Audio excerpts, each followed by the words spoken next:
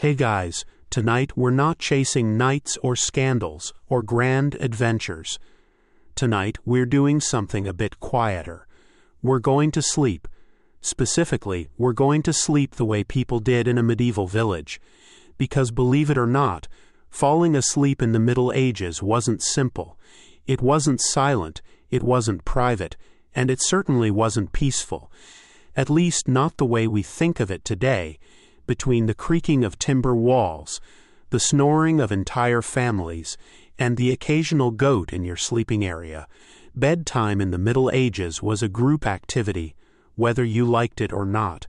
So before we slip into our hay-stuffed mattress and tuck ourselves under a slightly itchy wool blanket, take a moment to get comfortable. Dim the lights, maybe turn on a fan for that soft, sleepy hum in the background, and let yourself settle. We're not in a rush. Tonight we'll take our time drifting through candlelight, scratchy linen, shared beds, night sounds, and all the small forgotten rituals of medieval sleep. Let's begin. The sun has slipped behind the hills. Not quickly, not dramatically, just slowly. One moment, the rooftops are gold and the fields are amber, and then everything softens into a dull, shadowed gray. It's the kind of light that makes chickens quiet and makes your eyes heavy. There's no artificial glow to stretch the day longer, no electricity, no screens, no notifications, just the faint orange flicker of firelight inside windows, and a slow communal exhale as the entire village prepares for night. The fields are empty now. The tools, your wooden rake, your bent-handled hoe, lean against the wall, still crusted with soil. You'll rinse them tomorrow, maybe. Tonight you just want to sit. Inside your cottage, the air is already cooler. The hearth crackles with what's left of the day's fire, just enough to take the edge off the chill, but not enough to waste. Firewood is precious. You burned more than you meant to last winter, and you're still trying to make up for it. So tonight, you let the flames shrink a little earlier. You can warm your hands and your face. Your feet can fend for themselves. The smells of dinner linger: onion, cabbage, maybe a bit of barley and dried thyme. You ate early, before the light gave out. The bowl was chipped, the broth was thin, but it was hot, and you were hungry. Now your stomach is full, not stretched, just content. And that, more than anything, means it's time to sleep. You pull the blanket over your legs. Not a soft blanket. Not one with silk trim or embroidered corners. Just thick wool, scratchy, heavy, a little bit damp around the edges. But it holds heat, and right now that's all you need. Your bed is a wooden frame creaking slightly as you settle in. The mattress is stuffed with straw. It pokes through in places. Little spindly fingers of hay scratching your knees if you shift too much. You added fresh straw last week, so it doesn't smell too bad yet. Still earthy, still dry, still slightly itchy. Above the straw, there's a linen sheet, worn thin from use, stained, torn in one corner, but clean, or clean enough. You washed it in the stream, beat it against the rocks until the water ran clear. And now, as you lie back, it cools quickly beneath your shoulders. There is no pillow, just a folded tunic or maybe a bundled cloak, whatever's soft enough to rest your head. You try to bunch it under your neck in just the right way. If you're lucky, it won't slide out in the night. Around you, the room exhales. It's quiet but never silent. The low breathing of others, the rhythmic sighs of your children, your parents, maybe even a cousin or two if they're staying the night. This is not a bedroom. It's a sleep chamber for 5, maybe more, and every breath, every snore, every shift in the dark belongs to someone you know. There is no privacy in a medieval cottage. There's barely space. You roll onto your side, trying not to disturb the little one curled beside you. They're already half asleep, thumb near mouth, hair damp with the warmth of the fire. You tug the blanket over them gently, tucking in their tiny feet. They don't stir. A cough from across the room, a creak from the thatch roof, a whisper of wind against the shutters.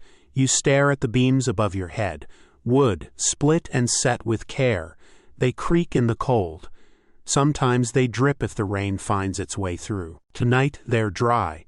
You let your eyes close, just for a moment, just to listen. You can hear the animals outside. Not far. The cow is in the byre. The chickens roost on their perch, feathers puffed against the cold. One of them makes a sleepy cluck.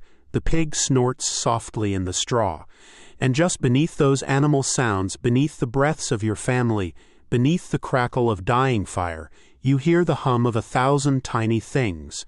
The creak of wood expanding, the scurry of a mouse in the corner, the distant bark of a dog 2 houses over. Life continuing, even in the dark. You shift your legs beneath the blanket. The straw rustles. The cold bites your ankle for a moment before you curl it back under the warmth. A good night for sleeping. You did your work. You patched the roof. You fed the animals. You hauled water from the well, and spilled only a little. You helped the neighbor mend his gate. You helped your mother rub salve into her hands, sore from spinning. You gave your daughter the better portion of cabbage. You did your part, and now you sleep. No candle burns tonight. You let it gutter out after supper, saving what little wax remains for a morning when light will matter more. Tonight the firelight is enough, soft gold, fading to red, and after that, darkness, not frightening, just still. Your eyes are closed now, not because you told them to be, but because they are tired. The kind of tired that begins in your feet, rises through your knees, and settles somewhere behind your eyes. The kind of tired that is earned, not endured. And in this quiet, there are no clocks, only the slow rhythm of your breath, only the small sighs of the world at rest. No lanterns, no pillows with feathers, no locks on the doors. Only the knowledge that this night is yours, and morning will come when it's ready. And so you sleep, not perfectly, not deeply, but gently, the way a medieval villager does, wrapped in scratchy wool, surrounded by breath and snoring and straw, dreaming not of castles or knights, but of good weather, strong harvests, and a morning where the bread bakes without burning. You sleep. The hours pass, though you do not measure them. There is no clock, no glowing numbers, no chimes, no ticking hands. Time moves by breath, by flickering fire, by the way your limbs grow heavier with each hour. Sleep is not one long descent. It comes in pieces. You wake, though you're not sure why. Your eyes blink open to darkness. The fire is almost out now, only the occasional soft red pulse under the ashes, enough to outline the faint shapes of your world. The rafter above your head, the stone by the hearth, the hunched silhouette of your father, snoring gently beneath his cloak. Someone turns in their sleep. The blanket shifts, a faint murmur, then stillness again. You stay quiet, listening. Your arm is numb. You move it, slowly, carefully. The straw rustles beneath you, dry, crinkling. You shift your weight, try not to wake anyone. Too much movement, and the little one will stir. Your shoulder aches. A knot that's been building for days. The price of lifting too many buckets, or maybe just of sleeping on hay. You reach to rub it, slow circles in the dark, and try to relax again. Outside, the wind sighs through the trees. It's not strong, but steady. Like a lullaby that's lost its tune, you hear it brush the thatch above, hear it whistle through the shutters. You have to go. Nature doesn't care that you're warm, or that it's cold, or that you'd rather not stand barefoot on a dirt floor. You wait. You try to convince your body to forget, but it won't. So you sit up. The chill hits immediately. You don't rush. There's no point. You've done this before. You step carefully around the bundled forms of your family, feeling your way across the packed earth. The chamber pot is near the wall, tucked beside the chest. You pick it up by memory. Your fingers find the handle. Cold metal. Ceramic, if you're lucky. You crouch, do what must be done, and try not to wake the sleeping dog at your feet. When you return to bed, it feels colder than when you left. The heat has slipped away in your absence. You slide beneath the blanket again, shivering once, twice, then settle. Your legs curl, your eyes close. You wait for warmth to find you again. It's darker now. Even the embers are gone. Only the wind remains. You try not to think about the stories, the ones whispered at the hearth, told in half-jokes and low voices, of spirits that drift between cottages, of figures seen at crossroads after dark, of witches who slip through keyholes and scratch sleeping skin. You don't believe in them, not really, but your mother tied rosemary at the windows anyway, just in case. You glance toward the door, it's barred. A wooden beam rests across it. Good. The dog shifts again. You hear him breathe. That's enough reassurance for now. The fire gave out an hour ago, maybe more. Your toes are cold, but your ears are warm beneath the blanket. Your hands are folded beneath your chin. And slowly, without thinking, you begin to drift again. This is how the night goes. In pieces. You wake, you turn, you sleep again. It's not one long dream. It's 2, maybe 3 sleeps, with waking in between. A rhythm your body knows, even if no one ever taught it to you. Sometimes you dream. Not of dragons or saints, but of chores you forgot to do. Of the bread you left too close to the fire. Of the goat escaping. Of your cousin's wedding feast. Of walking through town barefoot, confused but not afraid. You dream in textures, rough linen, cracked wood, a breeze through an open window. And you don't remember these dreams when you wake. Only the feeling they leave behind. Your breath slows, your hands unclench. The room hums with sleep, not silent, just shared. And if something moves outside, if a fox slinks past the door or a barn owl stirs on its perch, you do not wake. You are deep now. Not unreachable, but settled. This is the heart of the night, the long, cold center. And you are still. Soon morning will come. The fire will need stirring, the bread will need kneading. The day will rise again, with its noise and work and sun, but not yet. For now, your only job is to breathe and sleep. Somewhere far off, a rooster crows too early. Not because the sun is coming, just because he doesn't know any better. You hear him through the walls, through the straw and the sleep, and then forget him again. The dark is still thick. There's time yet. Your mind floats, not quite dreaming, not quite waking, just drifting. You think about the sky, not the stars. You can't see them now, but you remember how they looked last week, when the clouds cleared and the frost came down. So many stars, so still and sharp, they looked like a ceiling painted by a god with no sense of restraint. You think about the moon, about how it pulls the tides, even though you've never seen the ocean. You think about how the old women say it pulls on people too, especially their dreams. And maybe that's true, because now, in the deep part of the night, you begin to dream again. It's not a full dream, not like stories, more like pieces of something, faces, feelings, the crunch of frost beneath your feet. You see your sister's smile, though she's been gone for years. You hear your father's laugh, even though he's been quiet all day. You walk through your village, but the paths are twisted, unfamiliar. The sky is purple, the fields are flooded. There's a bird perched on your roof, and when it sings, it sounds like your name. You don't know what the dream means, but it doesn't frighten you. Not yet. Outside, the wind shifts, it's softer now, gentler. But there's a rustle in the thatch, not the roof, lower, near the wall. You open one eye, not moving, listening.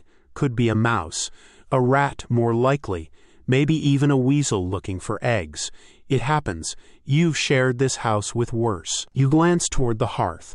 The coals have died completely. Only the stone remains, cold, blackened, still. And in the quiet, your ears fill the space. You hear everything, every small breath, every twitch, every creak of wood. The beam above you settles again. A faint knock from the shutters, nothing alarming, just the wind saying hello. You pull the blanket tighter around your shoulders. The wool catches your skin. It's coarse, familiar, and just as you're about to slip away again, you remember something. Something small, but insistent. The charm. You tied it above the doorframe last month.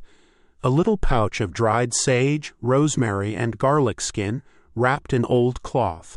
Not for decoration, not even for the smell, but because your grandmother said it would keep spirits out. You didn't argue. You tied it tight. Now, in the stillness, you remember her words, whispered behind cupped hands, as if the house itself might be listening. Spirits don't knock, they drift, but they don't like rosemary. Reminds them they were once alive. You think about that as the wind brushes the shutter again. And then you think about something else, how your grandmother never feared the dark, only what moved in it.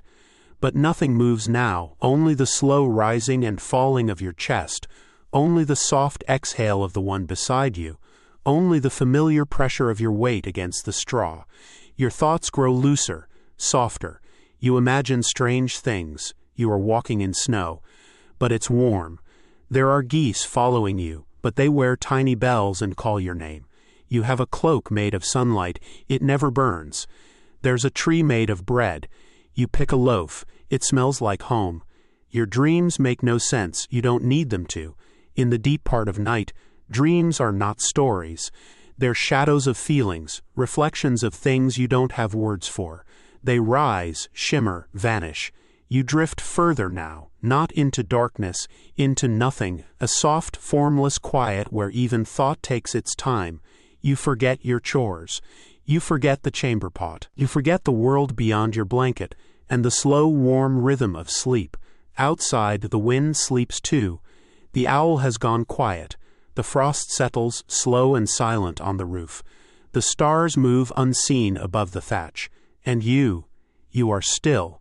You are part of the village now, not just in it, of it, wrapped in wool, breathing in rhythm with the beams, the walls, the soil itself.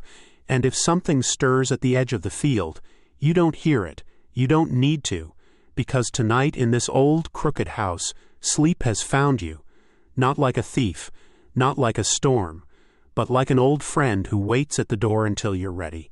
You breathe, you rest, and without knowing when, you sleep again.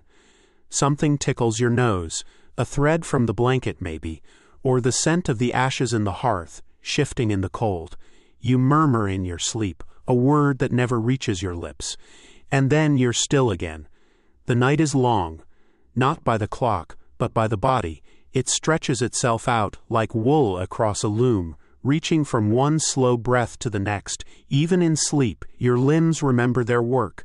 Your hands curl in, as though still gripping a spindle. Your legs bend slightly, shaped by a lifetime of kneeling, walking, crouching, lifting. The ache in your joints never fully leaves. But in the dark, it's quieter. It hums instead of screams. It murmurs, yes, I'm still here, but I'm tired too. A board in the floor shifts under the weight of settling air. The dog snorts in his sleep. Someone coughs, once, and then turns over.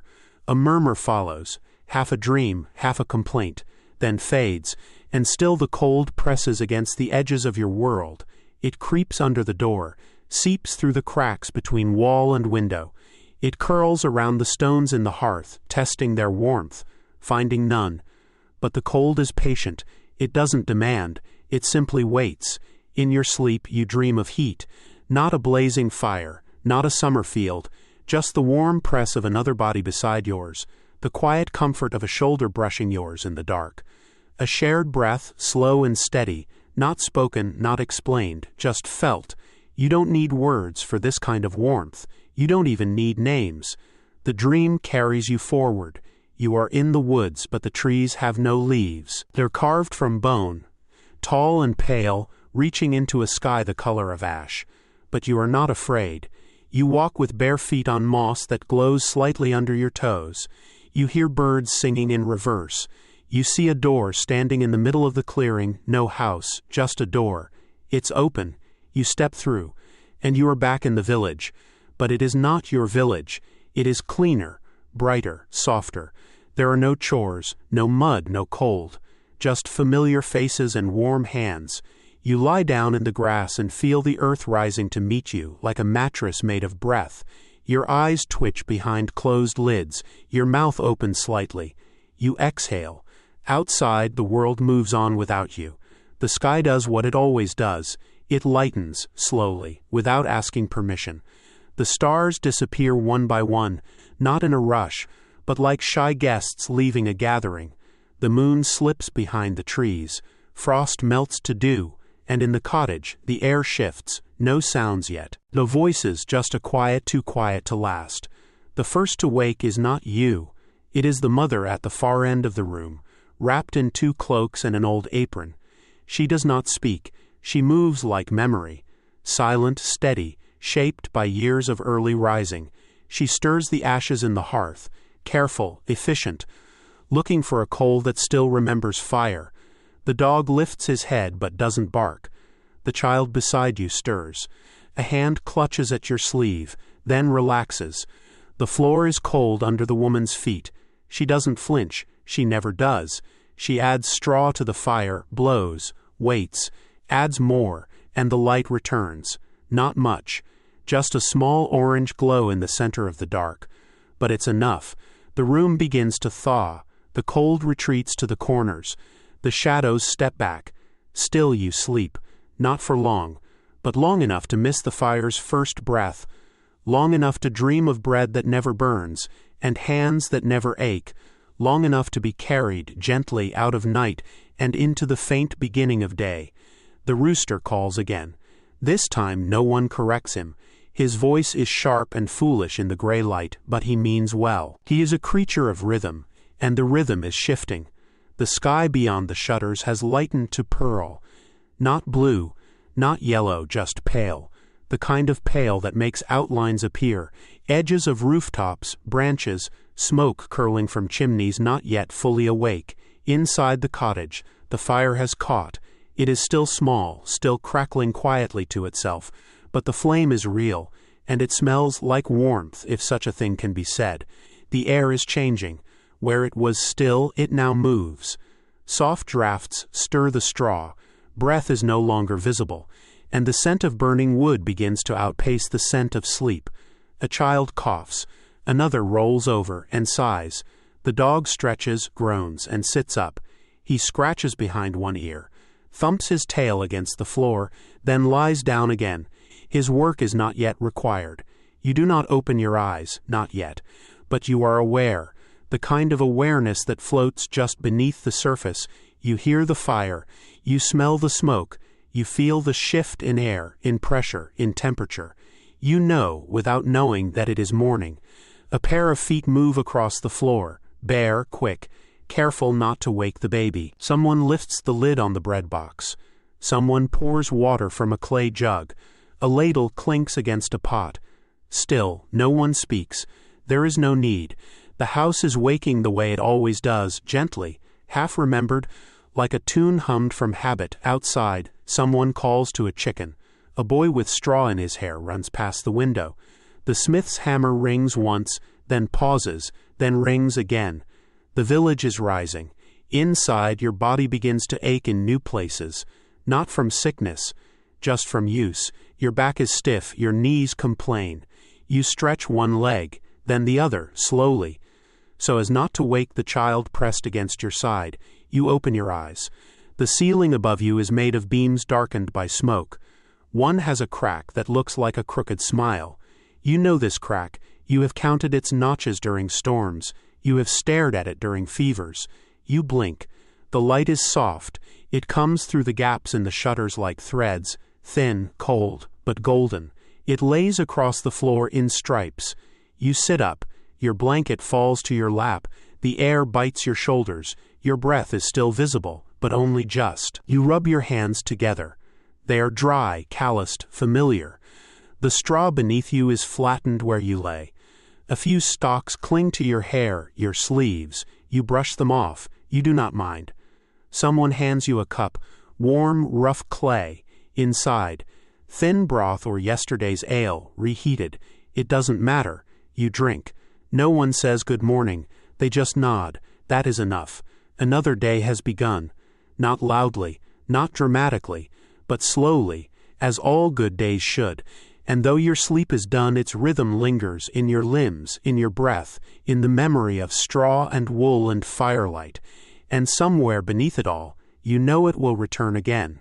Tonight, when the sun falls behind the hills and the chickens go quiet, and the wind begins to hum through the thatch once more, you will lie down, you will pull the blanket close, you will listen, and once again you will sleep. You sit for a long time, cradling your drink, not quite upright. Your feet rest on the edge of the bed frame. Your knees are tucked in, blanket still wrapped around your shoulders. It is not laziness. It is not slowness. It is simply the shape of a body remembering how to be awake. The cottage is warmer now. Not warm, not really, but less cruel. The fire crackles softly, the smoke rising straight through the hole in the roof like a steady thread. Someone adds another log. A child sneezes and wipes their nose on their sleeve. The baby is still asleep, mouth open, hands curled like shells. You reach for your boots. They're stiff, lined with bits of straw and old mud. You pull them on with effort, your breath held slightly, the leather resisting just enough to remind you it's real. Not new, not soft, but yours. The left one leaks. The right one pinches. You know exactly where. The room smells of fire, old wool, dried herbs, and human breath. It's a smell you've grown so used to, you only notice it when it changes. And today it hasn't, which means all is well. Your tunic waits near the wall, hung neatly the night before, its edges stiff from use, its seams hand-stitched, mended again and again by fingers, you know. You shrug it on, slow. Let it fall into place. It carries the memory of your body. It knows how to hang. Others are rising now. No voices, not yet.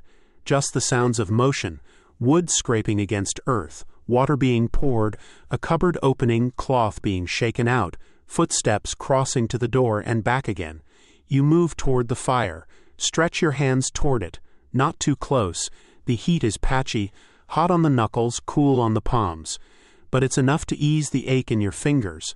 Outside, the first real sounds of the village begin. A cart rolls by, its wheels squeaking under strain. A voice calls out, sharp, short, familiar. Someone spits. A rooster crows again, more confidently now. Somewhere far off a dog barks and is answered by another. You press your palms to your face and breathe. The warmth lingers on your skin. You're not fully awake. But you are no longer sleeping. Someone hands you a bowl. It is thick with oats and milk, goat's milk, barely warmed, slightly sour. The oats are chewy, uneven. You eat them slowly, without hurry. One bite, then another, then pause. The bowl warms your hands. You look at the window, not yet opened. The shutters still drawn, but the light. It is no longer a suggestion. It is morning. A child starts humming, soft, tuneless, distracted. They are sitting in the corner, kicking the floor gently with one heel. A piece of wood and string in their lap. Not quite a toy, not quite a tool. The old woman in the far corner stirs a pot. You don't ask what's in it. You never do. It will feed you later. It always does. There is a rhythm here, not a schedule, not a plan, just a flow. Wake, dress, warm the room, eat, listen, and slowly, in small steps, begin the day.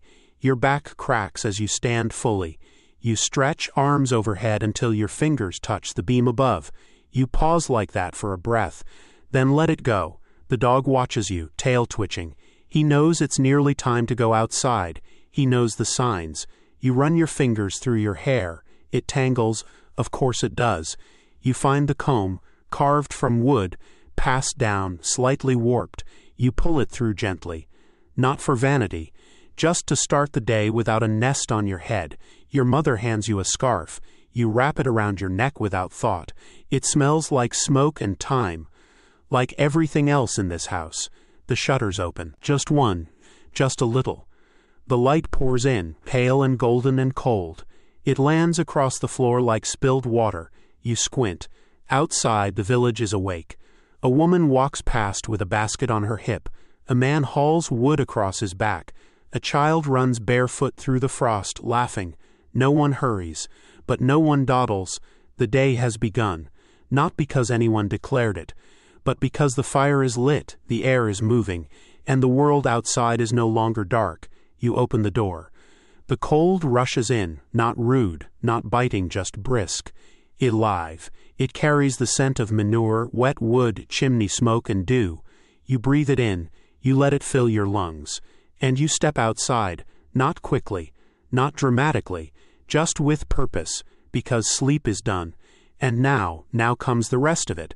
Your feet meet the earth. It's cold and damp, not yet fully warmed by the sun, but you know this ground. It has held your weight every day of your life. It shifts slightly beneath your boots, and you feel the softness of mud beneath the frost-hardened top layer. There are prints ahead of you, bare toes, a chicken's claw, a wagon wheel. The village moves around you like breath. To your right, someone is thatching a roof. Thin bundles of straw tied tightly, each one passed up and patted down. The ladder creaks with every step. Above, the man hums to himself, a tune without words. To your left, a woman draws water from the well. She grips the rope with 2 hands, leans back with her full weight. The bucket rises slow, dripping. The splash echoes through the stone as she lowers it again. Farther off, someone sharpens a blade. Stone against iron, a rhythm as old as sleep. You walk slowly, not because you're tired, just because the morning is still stretching. So are you. The baker's chimney breathes smoke into the sky. The bread won't be ready for another hour, but the scent is already rising, yeast, ash, and something you can't name but recognize. The smell of comfort, the smell of hunger having somewhere to go. You pass the garden. The rows are sleeping still, covered in frost, but the cabbages are stubborn. They hold their green even now, even when the wind nips at their edges. You rub your hands together, blow warm air into the space between them, then look up. Above the rooftops, the sky is soft blue, not clear. There are clouds thin as gauze, but the sun is trying, and that's enough, it always is. A goat bleats behind a fence. A man curses gently as he untangles a rope. A child drags a stick through the mud, drawing a shape that doesn't last. This is morning in your village. Not loud, not quiet, just full. Full of tasks, of breath, of motion. Full of people doing what they did yesterday, and what they'll do tomorrow. A rhythm you don't think about. You just live it. You reach your home again. The door creaks. Inside, it's warmer than it was. The fire has grown. A kettle simmers. You sit again, and let your hands rest. Someone hands you a small piece of bread, hard and dark at the edges. You chew slowly. You swallow. You nod. Later, you'll work. Later, you'll carry and lift and dig and mend. But for now, this moment, just this one, you sit. The morning light lands on the floor. The room is quiet again. The children have gone outside. The dog lies at the hearth, nose tucked beneath his tail. You think about last night, the straw bed, the wool blanket, the fire dying in the dark, the cold, the warmth, the turning of the night around you. You think about how sleep came not all at once, but in pieces, and how it will come again. Tonight, and again, as it always does. You feel it even now, in your shoulders, in your knees, the shape of rest still outlined in your bones.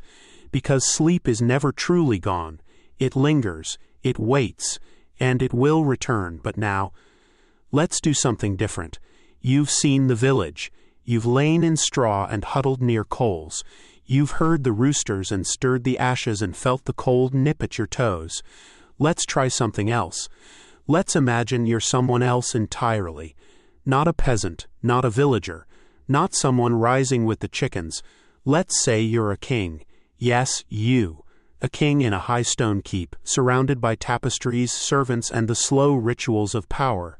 Let's say your robes are velvet, your bed is enormous, and your sleep comes wrapped in linen sheets worth more than most men's land. Let's close the door to the village now. Let the chickens quiet. Let the straw bed go still, and open another door. A tall one, carved oak, iron hinges, warm torchlight flickering down a long corridor. And at the end of that corridor, your chambers. The air smells different here.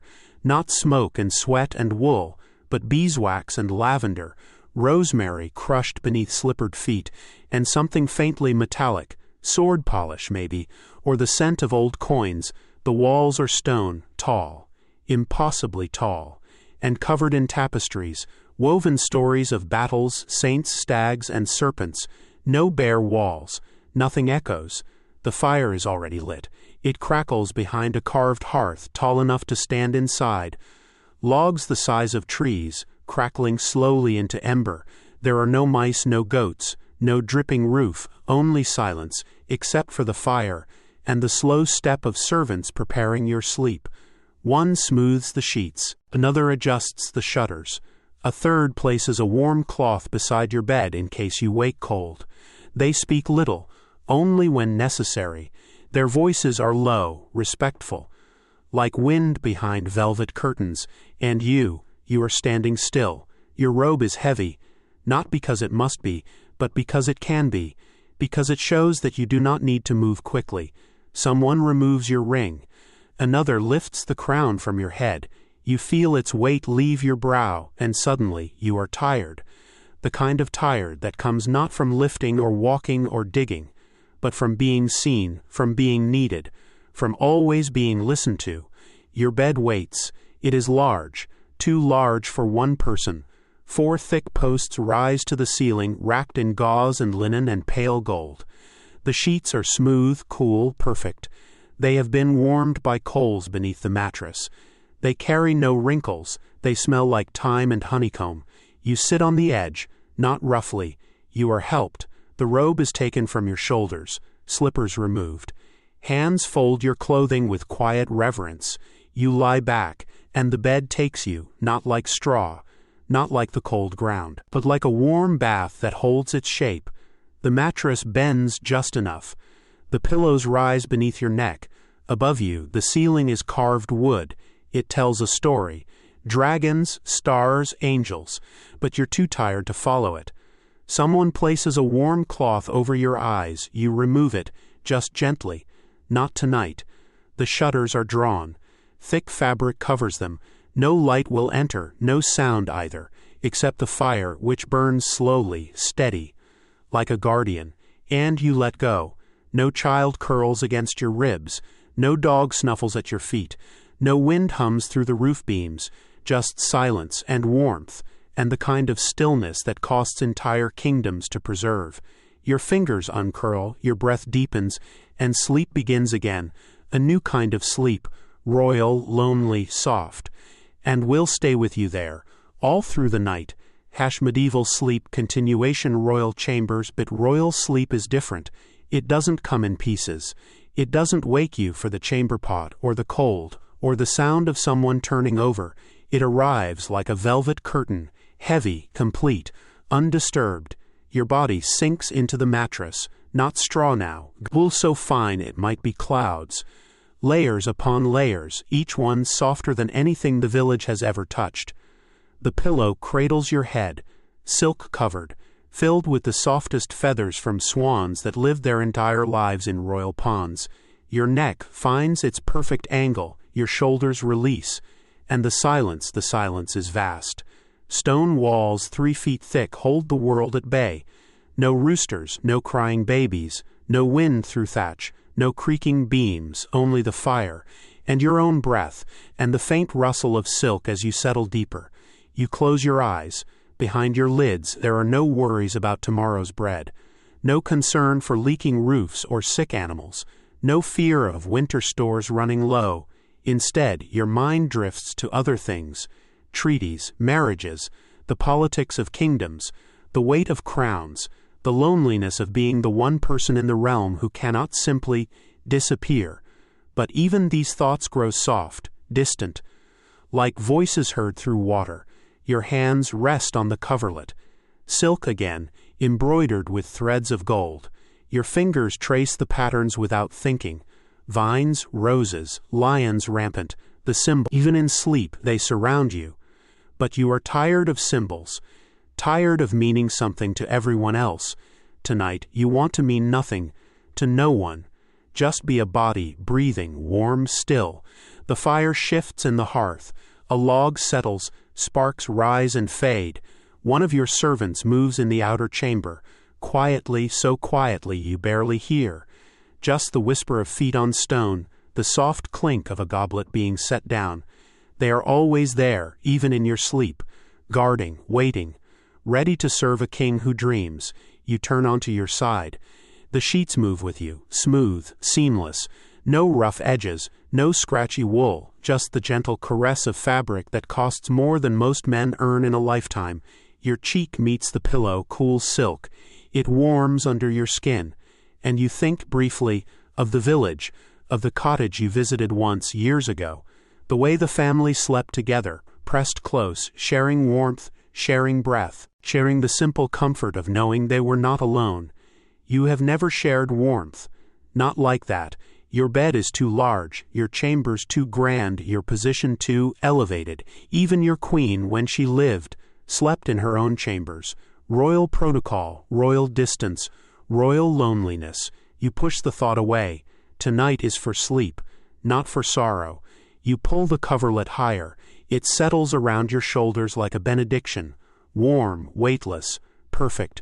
Your breathing slows. In the village, they would be stirring now. The fire growing low. Someone coughing. A child murmuring in dreams. The constant comfortable noise of life lived close together. But here in your tower there is only stillness. The kind of stillness that money buys. The kind that power demands. The kind that leaves you floating in a sea of silence, wrapped in luxury, utterly alone.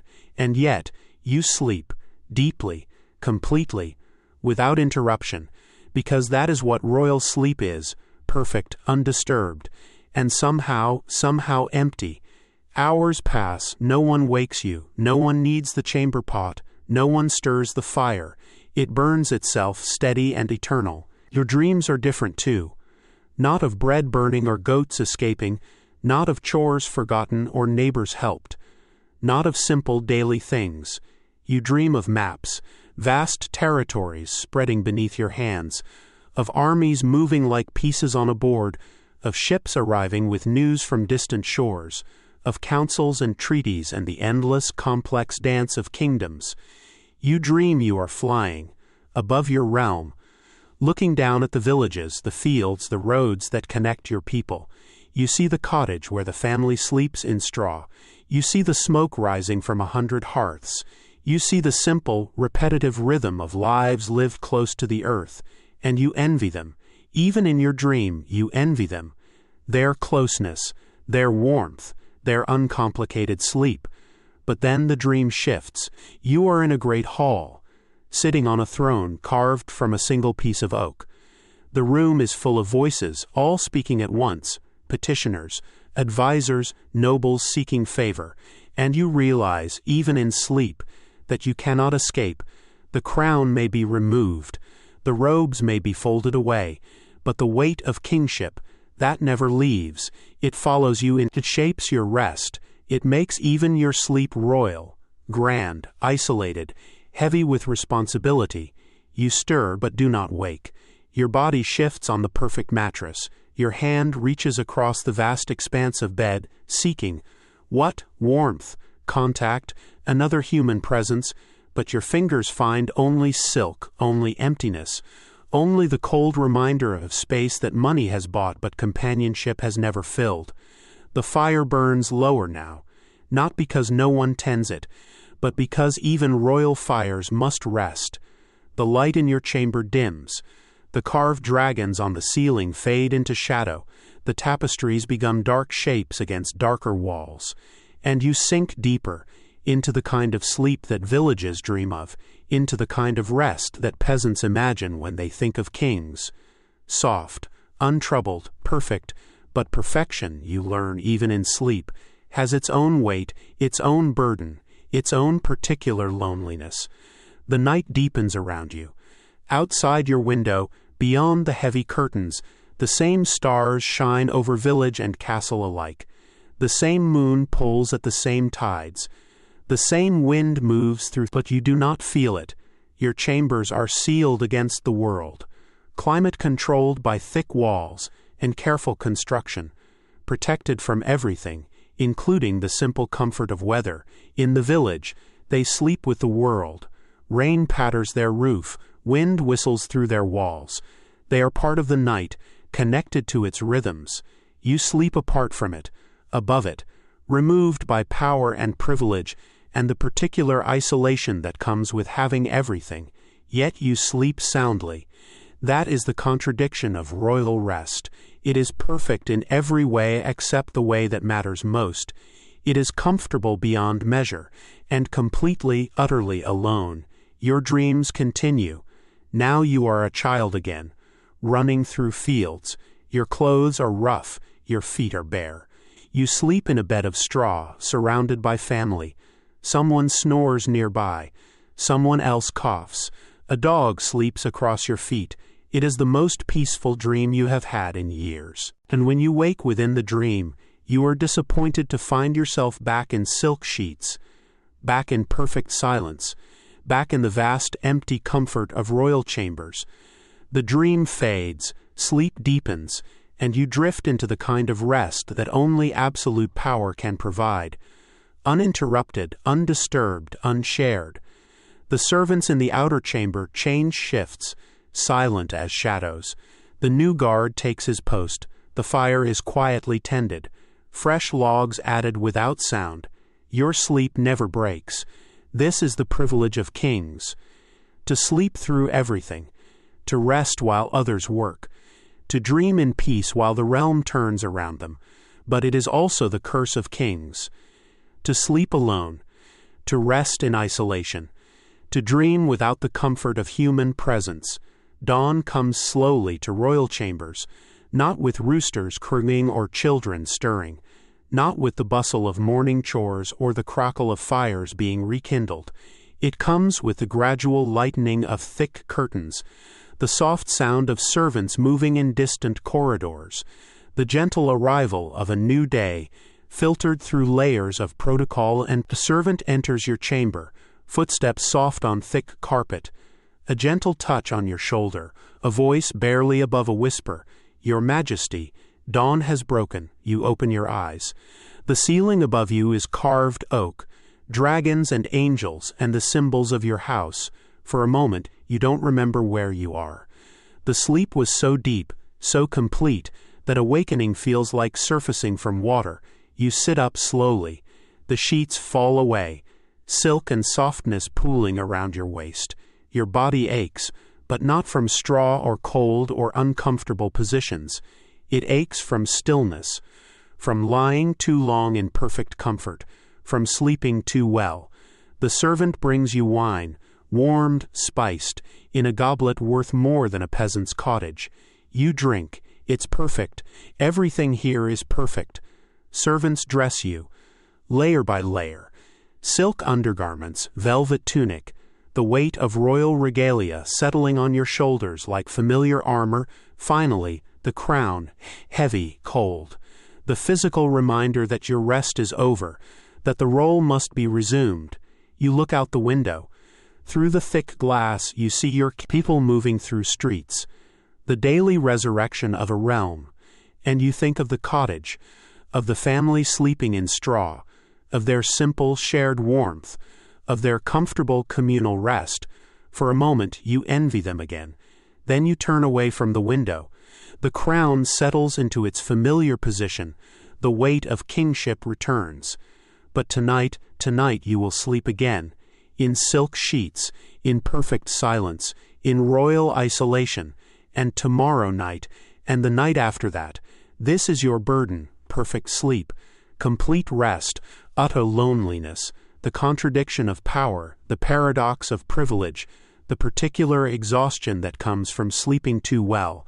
But let's leave the king now. Let's close the heavy oak door. Let's walk back down the stone corridor, and let's visit someone else entirely, someone who sleeps differently than both the peasant and the king, someone whose rest is shaped by different needs, different fears, different dreams. Let's visit the monastery, where sleep is prayer, and prayer is sleep, and both are offered to God. The bell tower rises against the night sky, built to call the faithful to prayer at all hours. Inside, the corridors are narrow, cold, lit by candles that never quite banish the shadows. The air smells of incense and old stone, and the particular mustiness of lives lived in devotion. Brother Thomas walks these corridors, his feet bare, his robe rough wool, his head bowed in constant prayer. It is nearly Compline, the final prayer before sleep, the last collective act before the community surrenders to rest. He enters the chapel. Other brothers are already there. 20 men, 30, all in identical robes, all with identical purpose. They sing, not loudly, not for performance, but with the quiet devotion of men who have given their lives to something larger than themselves. The Latin words rise and fall, ancient rhythms, melodies worn smooth by centuries of repetition. Te lucis ante terminum, before the ending of the light. Brother Thomas closes his eyes, not from weariness, but from reverence. The words wash over him like water, like blessing, like the approach of holy sleep. The chapel is cold. Stone walls, stone floors, no tapestries here, no silk, no comfort beyond the comfort of faith. But the brothers are warm, warmed by their shared devotion, by their common purpose, by the presence of something they cannot name but absolutely trust. The prayers end. Silence falls, not the empty silence of royal chambers, not the busy silence of sleeping villages, but the full silence of men who have offered their day to God and now prepare to offer their rest as well. Brother Thomas returns to his cell. It is small, barely larger than a closet.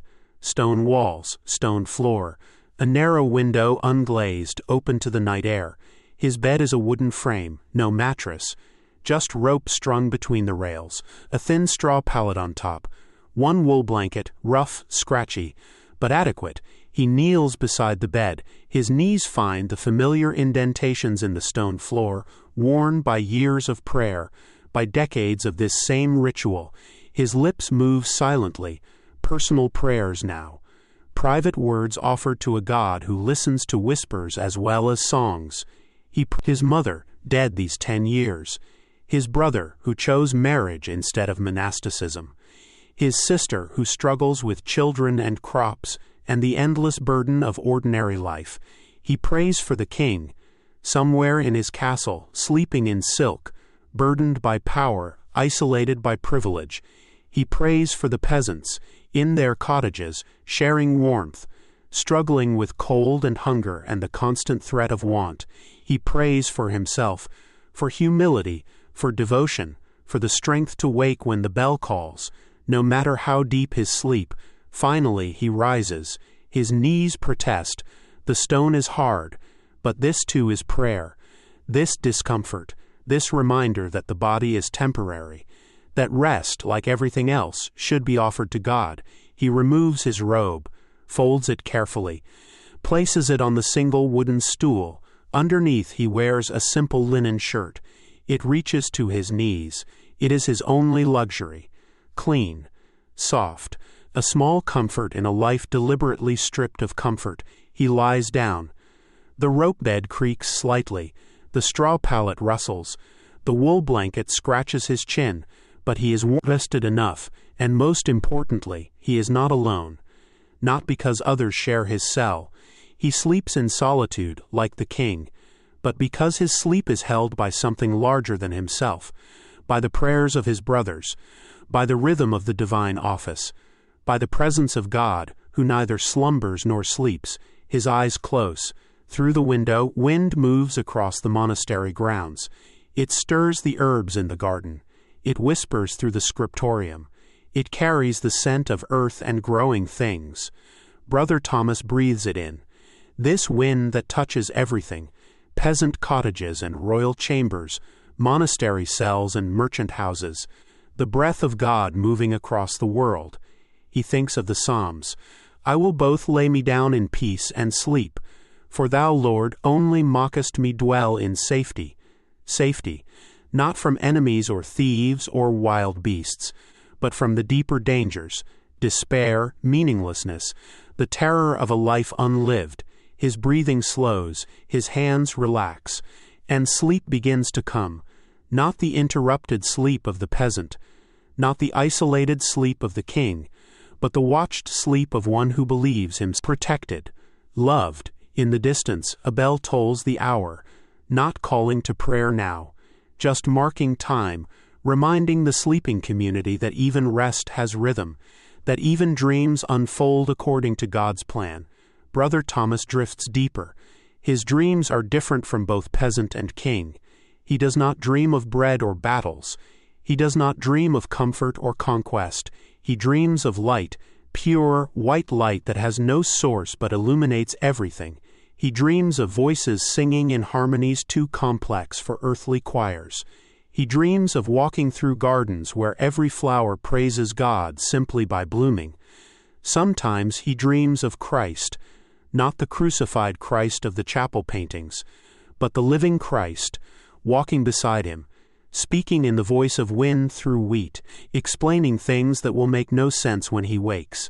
Sometimes he dreams of his mother, young again, holding him as she did when he was small, singing lullabies that were really prayers.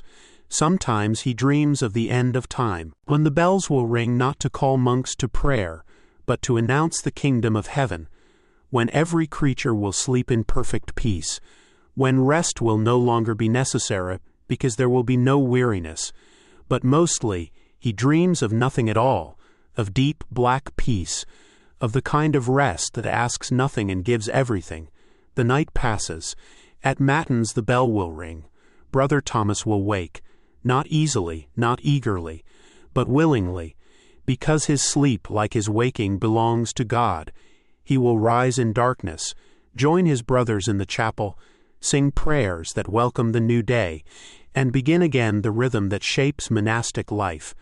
Prayer, work, rest, prayer.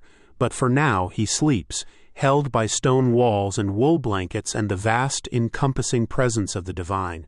His breathing joins the breath of his brothers in their cells. His rest becomes part of the greater rest of the community. His dreams merge with the eternal dream of God. This is monastic sleep, neither comfortable nor luxurious, neither desperate nor interrupted, but purposeful, offered, holy, sleep as prayer, rest as gift, dreams as communion with the sacred. And in his cell, Brother Thomas sleeps on, watched over, held close, never alone.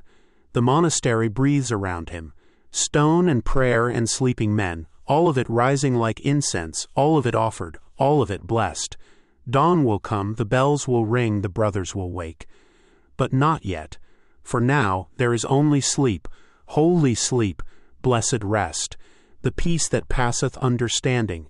And Brother Thomas drifts deeper still, into the heart of the night, into the center of prayer, into the loving arms of a God who watches over all who sleep, whether in straw or silk, whether alone or surrounded, whether in cottages or castles or monastery cells. All sleep is sacred, all rest is gift, all dreams are held in the same vast love, and so we leave Brother Thomas to his prayers and dreams. We close the door to his cell. We walk quietly through the stone corridors. We step out into the night, and we remember, every sleep is different, every rest has its own character, every dream carries its own burden and blessing. The peasant sleeps with family, interrupted but warm. The monk sleeps in purpose, simple but sacred, and somewhere between all these sleeps we find our own rhythm, our own rest, our own way of surrendering to the night, because sleep in the end is the great equalizer. Rich and poor, powerful and powerless, faithful and doubtful, all must rest, all must dream, all must trust the darkness to carry them through to morning. So tonight, when you lay down your head, remember the cottage, the shared warmth, the interrupted but communal rest. Remember the castle, the perfect comfort, the isolation of privilege. Remember the monastery, the offered sleep, the prayers that watch over dreams. And find your own way, your own peace, your own particular surrender to the night, because sleep is one of our most human acts, and one of our most mysterious, and one of our most necessary. Whether in straw or silk or simple wooden beds, whether alone or surrounded, whether restless or peaceful, sleep comes to all, rest finds everyone, dreams visit every sleeping mind, and morning, always morning, brings us back to light, to work, to the waking world. We can rest, just as people have rested for centuries, in villages and castles and monasteries, in ways both simple and complex, in patterns both ancient and eternal. Sleep well, dream peacefully, rest deeply. The night is long, but morning will come, it always does, and until then, sleep, just sleep, the way humans always have, the way they always will, in the great shared mystery of rest, in the blessing of dreams, in the gift of unconsciousness, in the daily miracle of lying down and letting go. Sleep, and be at peace. The night watches over you. The darkness holds you. The morning waits patiently for your return. But tonight is for rest, for dreams, for the ancient sacred act of sleep.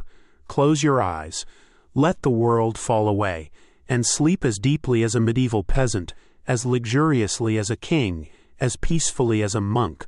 Sleep in your own way, in your own time, in your own particular corner of the great human story. And when morning comes, you will wake refreshed, ready for another day, ready for another night, ready for the endless cycle of rest and waking that shapes all human life. But for now, sleep. The medieval world sleeps around you, peasants and kings and monks, all dreaming their different dreams, all resting in their different ways, all part of the great eternal rhythm of human rest. And you are part of it too. Your sleep joins theirs, your dreams merge with the dreams of centuries, your rest becomes part of the vast ongoing story of human sleep. So sleep well, sleep deeply, sleep peacefully.